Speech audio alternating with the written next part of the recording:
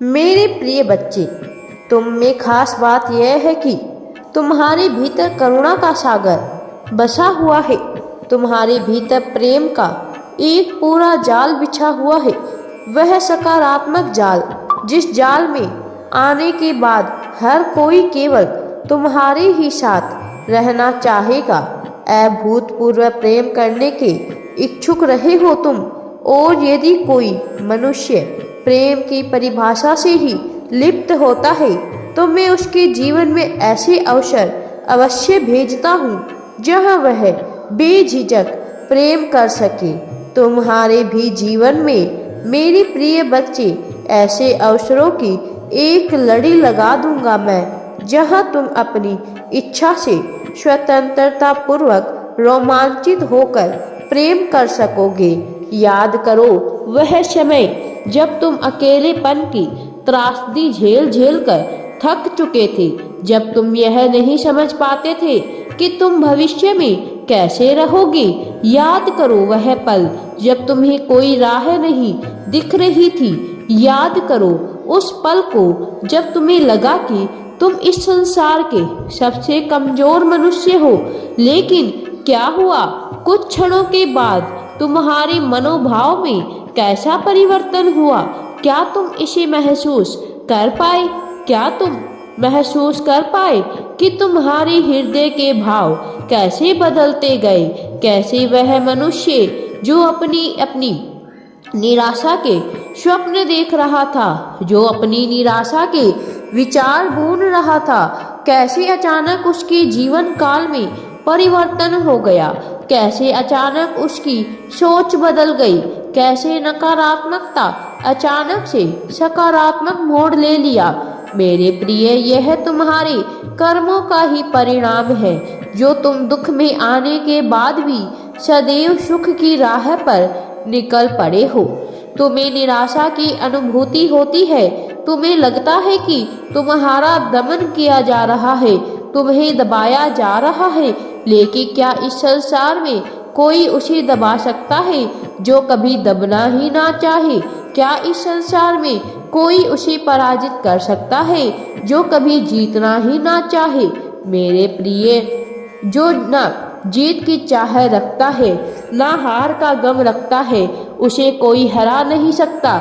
और जब कोई उस श्रेणी में पहुंच जाता है तो उसके लिए केवल एक चीज मायने रखती है, वह है जीवन।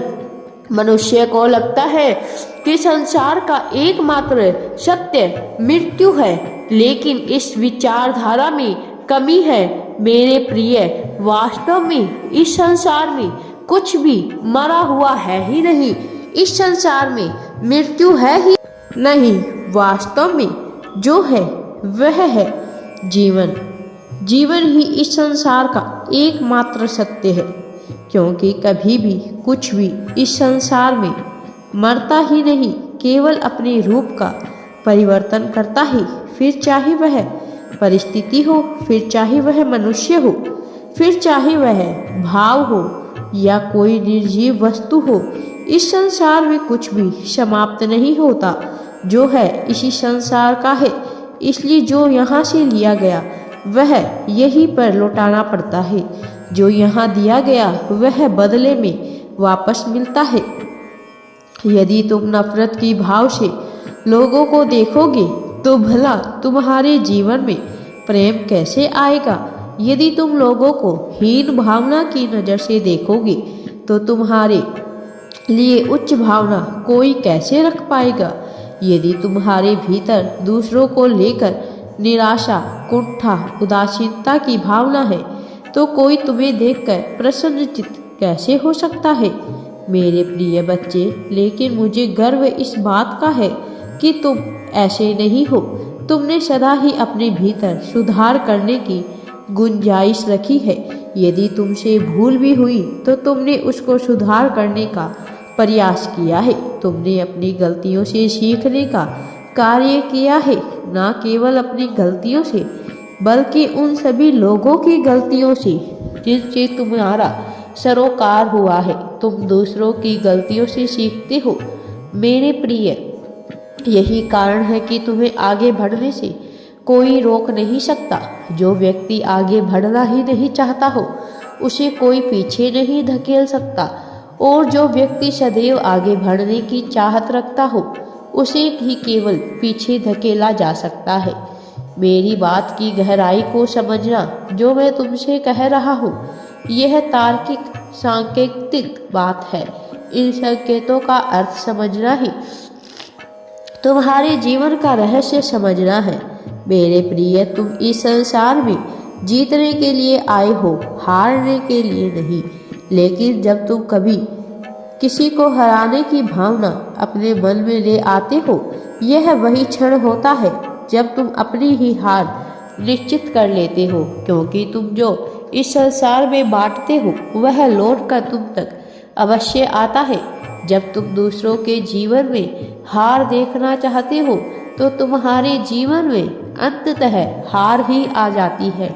किंतु जब तुम्हें इससे कोई फर्क नहीं पड़ता कि हार हो रही है या जीत हो रही है, तब तुम्हारी जीत निश्चित कर दी जाती है।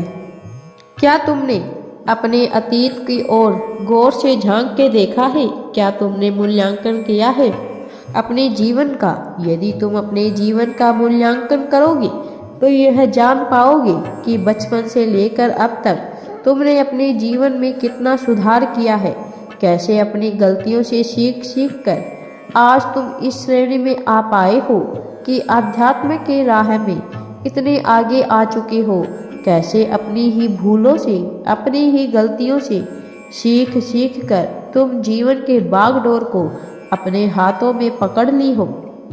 लेकिन यही उचित समय है जब तुम्हें अपने जीवन की पूरी जिम्मेदारी अपने ही हाथ में उठानी होगी। अब तुम्हें किसी और की इच्छा, किसी और की लालसा में अपना जीवन नहीं बिताना है। तुम जिसकी इच्छा कर रहे हो उसे मैं तुम्हारे जीवन में भेज ही दूंगा।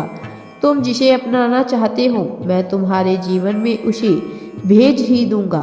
तुमसे कुछ भी छीना नहीं जाएगा, केवल तुम्हें प्रदान किया जाएगा, केवल तुम्हारे जीवन को भरा जाएगा। मेरे प्रिय बच्चे, एक खाली मनहूस जीवन जीने वाला व्यक्ति कभी खुशियों की बात नहीं करता। वह सदा ही नकारात्मकता के बोझ तले दबा होता है, इसलिए उसे हर जगह नकारात्मकता ही नजर आती है। किंतु खुशियों से भरा हुआ सकारात्मक सोच को अपने मन में धारण करने वाला व्यक्ति कहीं भी निराश नहीं होता। तुम्हें भी कभी भी कहीं भी निराश नहीं होना चाहिए, क्योंकि फिर एक नया सवेरा हो रहा है।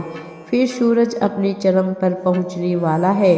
कोई सूरज के चरम पर पहुंचने की उसकी भी गर्मी में तप जाता है, और तो कोई उस भी गर्मी का आनंद लेते हुए अपने फसलों को सींच लेता है। मेरे प्रिय, तुम्हें यह तय करना है कि जीवन की परिस्थितियों का तुम्हें आनंद लेना है या शिकायतें करके उनके दुख में ही अपने जीवन बिता देना है।